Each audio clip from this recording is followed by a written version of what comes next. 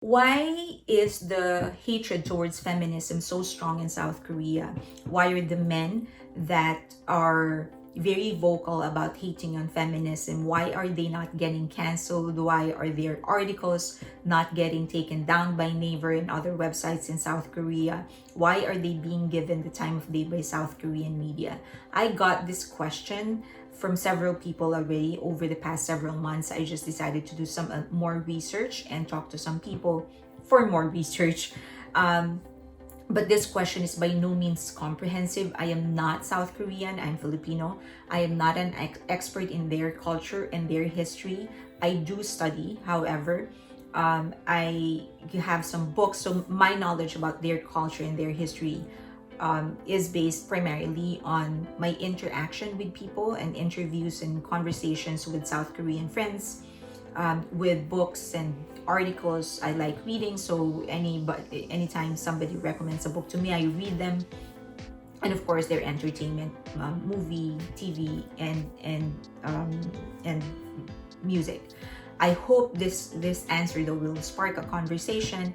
And it is also based on an article titled "Why So Many Young Men in South Korea Hate Feminism" by Nathan S. Park. And the article, the link is actually in the description box. If you would rather read his article rather than watch my video, go ahead, please do that. Now, why so many young men in South Korea hate feminism, and why are they being given the time of day instead of getting canceled and getting banned? So Park said that there are actually two reasons: the strong idea of meritocracy, and the other is misogyny. Okay, so the meritocracy is the belief that somebody gets into power or gets elected or leads based on their abilities. So he's saying that prior to the late 1990s, men in South Korea, their experience in life are defined by the war that they had to fight for their independence and their democracy, and for their economic struggle in order to push South Korea's economy to where it is now. They're prosperous, they're a first world country. And so their identity, their experiences, their sense of self, their sense of achievements, all of those are closely and strongly defined by their historical struggles, like the Korean War, the time that they fought for their democracy and for their freedom, and then lifting their entire economy to where it is now. However, men in South Korea that were born in the late 1990s, they were already born into privilege, basically, into their prosperous liberal democracy. That's the only life they have known. So instead of fighting wars and pushing and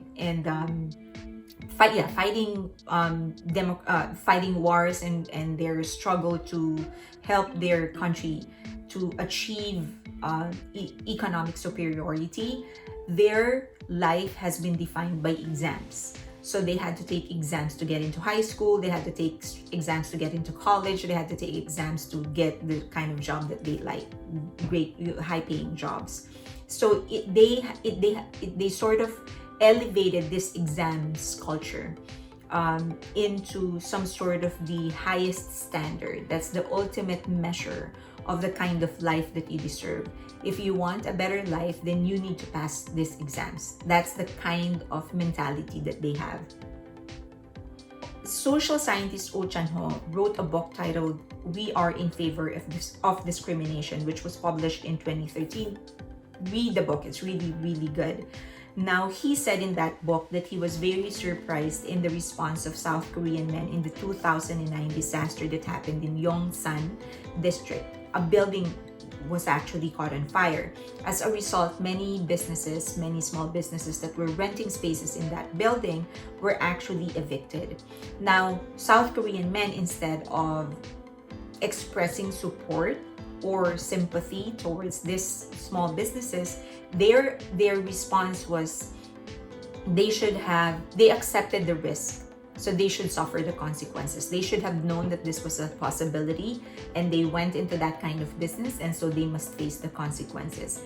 And the other is that they asked for too much. And so basically the logic goes that if they should have either studied harder in college so that they could have gotten into a better career path than putting up a small business, or that they should have just gotten a different job. Now, the mere fact that they decided to do this kind of work that they're doing, running a small business, they should have known of the risk. And this is what happened. They should just suffer the consequences. They have absolutely no regard for the actual the economic disadvantages that these small businesses are into. They do not think of the sensibilities of regulations and how harsh and unfair certain regulations are towards small businesses. So if you combine meritocracy and the natural misogyny of South Korea, it becomes very toxic and lethal. He's saying that according to Park, there has always been, misogyny has always been a part of South Korean culture. His words, not mine. So if you combine those two, meritocracy, the idea of meritocracy, and misogyny, then it becomes very, very fatal and toxic. So as women, as they gain traction and they started also studying, going into universities, the government started enacting regulations and laws to make sure that women are protected and that they're getting the same amount of opportunities at the very least as men. There were also nonprofit organizations and local government that would actually reward businesses if their executive board or their managerial positions would be occupied by women. If they reach a certain percentage of women in their managerial positions, they would actually get some rewards. Now, because remember that South Korean men feel that these exams are the ultimate standards for what you should be getting. You want a better life, then you pass these exams. Now, they're seeing that women are being given special treatment because certain laws are being enacted to make sure that they're getting the same amount of opportunities as men. They see that that's not fair, because that's not the only thing that women should do if they want a better life and better opportunities, should be passing these exams. Now, all of these laws, all of these people calling for equal rights of women, that shouldn't be in play. The only thing that they need to do is pass those exams. And so they think that that's special treatment. They don't see that as a revolution of humanity or evolution of humanity. That is special treatment. And so that's why they're very, very much against it. They conducted a survey and a study, and even I were very, very surprised with the results. So the study says that 100% agreed with the statement, today discrimination against men is more severe than discrimination against women. 95.7% disagreed with the statement, gender discrimination is the reason why Korean women earn less than men. So they feel that discrimination has nothing to do with women getting paid less. They think women are getting paid less because they deserve to get paid less, not because of their gender. 78.3% agreed with the statement, women earn less because they give less effort to their careers. And 58.3% disagreed with the statement, in a fair society, men and women have roughly the same income.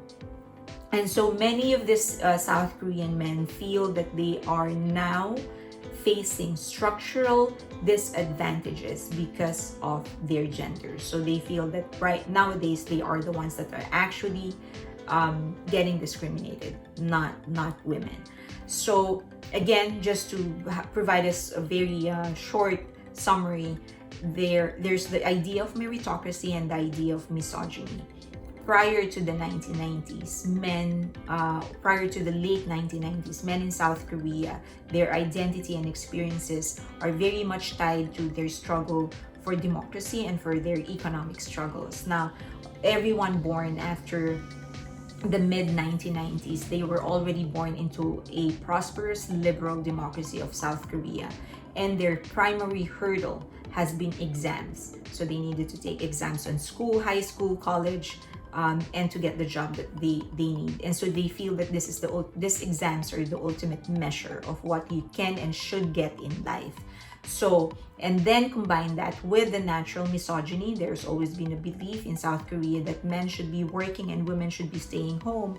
So when the movement for feminism started gaining traction, and there has been laws being enacted and regulations being enacted in order to ensure that women are protected and that they're getting the same opportunities as men, some men feel that that's not protection, that's actually special treatment. Because if women want to get anything in their life, then they should pass those exams the same way they're doing it.